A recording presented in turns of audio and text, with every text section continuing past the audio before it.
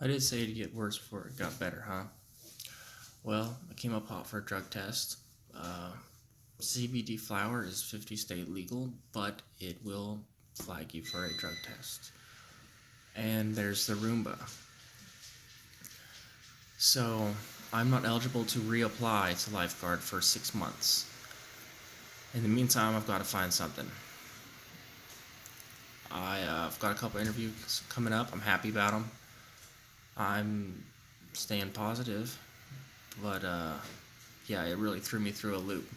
I knew initially that my first reaction wasn't going to be proper uh, and really represent how I felt about the situation. I know from experience that it takes time to process something like that, and 2 or 3 days to really know where you stand and how you feel about the situation.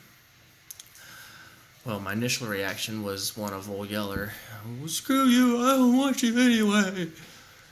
But that's simply not the case. Let's get real here. There's a reason I came down here, and it's to get back on the beach.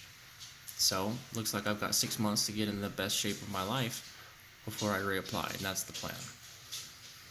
Line all my ducks up and then come back strong. Uh, Aside from that, just being sick as a dog every morning when I wake up. Something about this house. I'm allergic to something. So, one more month of this, then I'll be in my new apartment. Um, it's still compounding the effects of the changes in my attitude and thinking. How something like this that would have really thrown me through a loop a year ago, 2 years ago, 6 months ago, deciding to approach it with a different attitude and take it as a challenge sheds a whole new light on things, to see an opportunity for growth, because you're not going to grow when you get what you want and when your life goes easy. So this is my opportunity for growth. Every time I'm stuck in traffic, it's the little things. Yeah, maybe you shoot yourself in the foot and you fail a drug test, or you fail your swim test, or uh, don't just have a blindly positive attitude to, oh well, it's no big deal, it's gonna be okay, everything's gonna be okay. You gotta be realistic with yourself.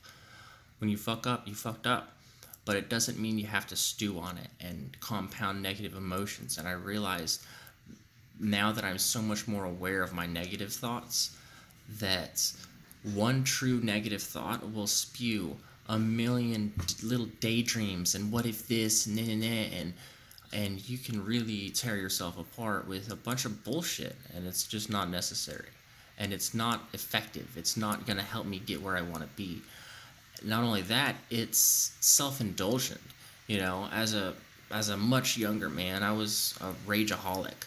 Realistically, there's a feeling of power that you get with really expressing your anger, especially through violence. But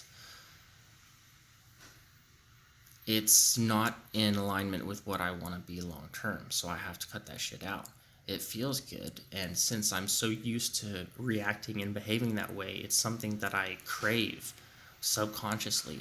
I'll find myself driving and creating situations in my head, daydreaming negative situations, uh, just to entertain what I do. If it is incredible how how mentally unhealthy I have been, and I've gone back and forth, but we'll see what happens.